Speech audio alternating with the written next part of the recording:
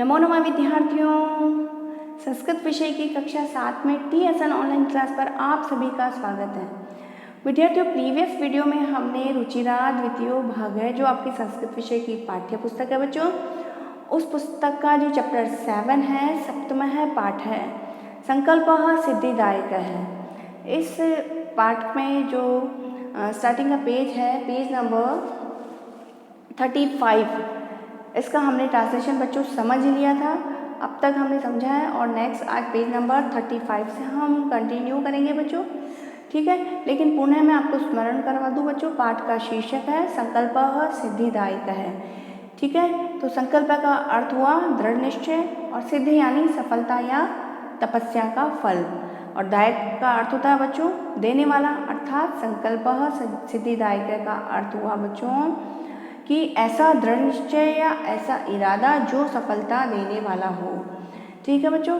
और पाठ में हम अब तक हमने पढ़ा कि पाठ जो है वो संवाद शैली में, डायलॉग श्रेणी में एक प्ले है, पाठ एक नाटक के रूप में है बच्चों। और इस नाटक के प्रमुख पात्र पार्वती जी हैं, पार्वती और मैना जो पार्वती जी की माता का नाम है बच्चों। साथ ही में पार्वती जी की एक सखी है विजया, ठीक है। और चतुर्थ पात्र है इसमें ब्रह्मचारी वेश में आएंगे शिव, ठीक है बच्चों, ठीक है। तो अब तक हमने पढ़ा था बच्चों कि हमने पढ़ा था कि पार्वती जी जो है वो शिव को पति रूप में चाहती हैं और इसके लिए वो तपस्या करना चाहती है, और अपनी माता को उन्होंने अपना मनोरथ बताया था, ठीक है, अपनी इच्छा बताई थी, ठीक है ना। तो उनकी माता जी ने बोला था कि भाई कि इच्छित देवता घर पर ही है और यहाँ पर ही तुम तपस्या करो, ठीक है। और तुम्हारा शरीर कैसा है, बहुत ही कोमल है, और घर पर ही रहो और यहाँ पर ही तुम्हारी इच्छा वो पूर्ण हो जाएगी। लेकिन पार्वती जी नहीं मानी और बोला कि इस प्रकार की इच्छा तो के लिए तो मुझे बहुत कठिन तपस्या करनी पड़ेगी, ठीक है। और मैं अब संकल्प कर चुकी हूँ, मैंने दृढ़ निश्चय बना लिया है और मैं विजया के साथ में कहाँ जाऊँगी, गौरी शिखर पर तपस्या करने के लिए जाऊंगी।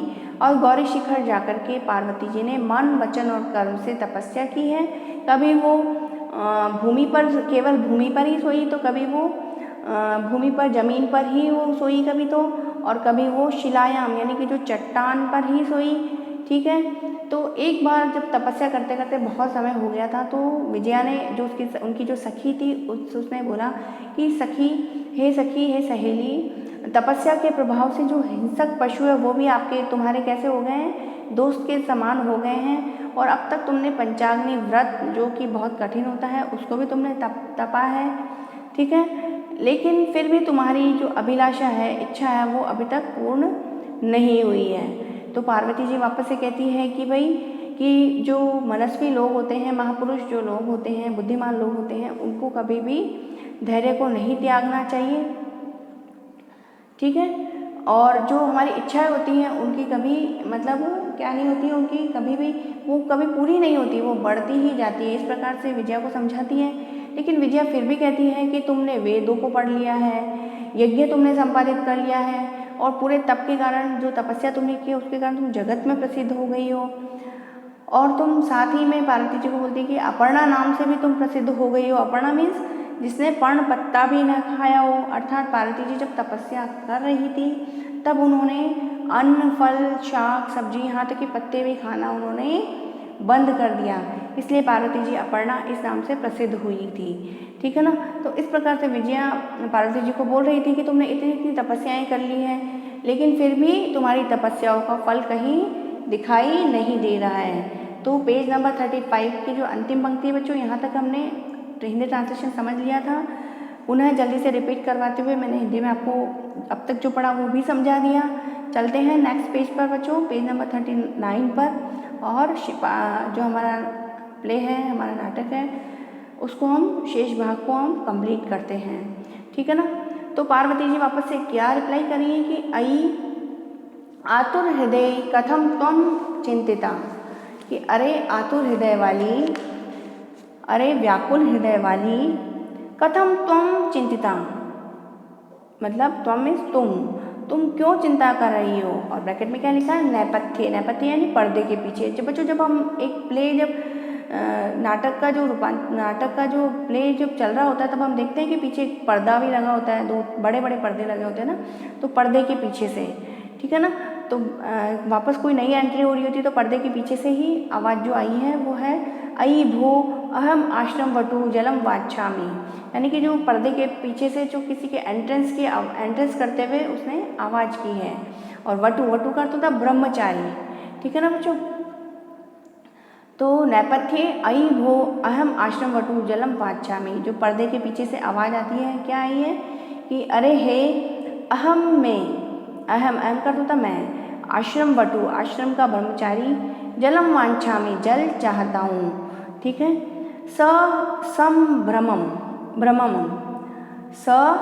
संभ्रमम यानी कि इसका अर्थ हुआ घबराहट पूर्वक, विजय जो एकदम से एंट्रेंस हुई ब्रह्मचारी की, एंट्री हुई, ठीक है, प्ले में एंट्री किसकी हुई, ब्रह्मचारी की। तो पर्दे के पीछे से आते हुए जो ब्रह्मचारी था वो बोला कि अरे मैं आश्रम का ब्रह्मचारी जलम वांछामि, जल चाहता हूँ। और जो अचानक से एकदम से आवाज़ आई ना, तो घबराहट पूर्वक जो विजय में जो विजया थी वो पश्य वटु आगतो अस्ति, कि पश्य में देखो,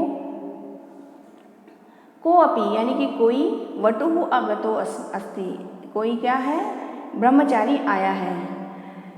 नेक्स्ट ब्रैकेट में लिखा है विजया झटिति अगच्छत, विजया झटिति का अर्थ है जल्दी से, विजया जल्दी से अगच्छत यानी गई।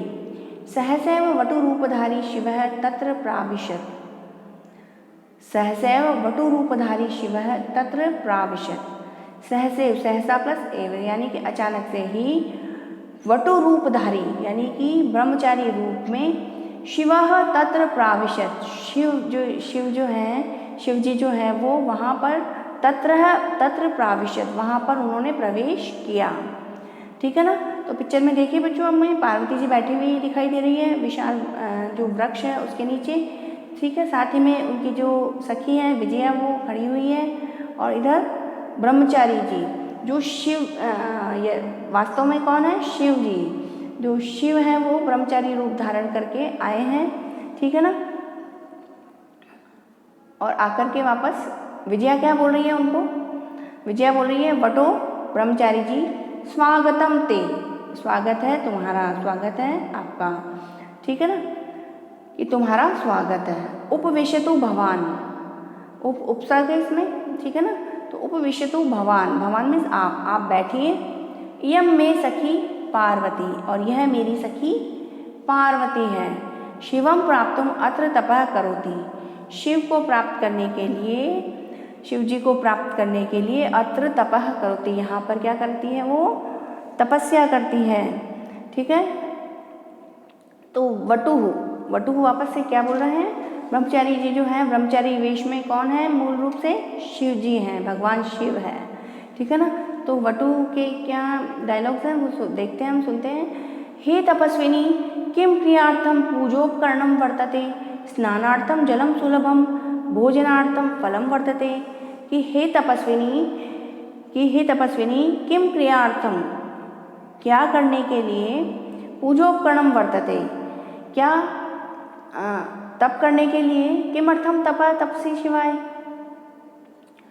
पुनः चलते हैं हम बच्चों, जो पिक्चर बनी हुई है वटु यानी जो ब्रह्मचारी जी हैं वो बोल रहे हैं कि हे तपस्विनी किम क्रियार्थम पूजोपकरणम वर्तते, स्नानार्थम जलम सुलभम, भोजनार्थम फलम वर्तते, कि हे तपस्विनी क्या पूजोपकरणम यानी कि पूजा सामग्री, तप के लिए क्या पूजा सामग्री है, स्नानार्थम जलम सुलभम क्या स्नान करने के लिए जल आसानी से मिल जाएगा, सरलता से मिल जाएगा, भोजनार्थम फलम वर्तते क्या भोजन करने के लिए फल हैं।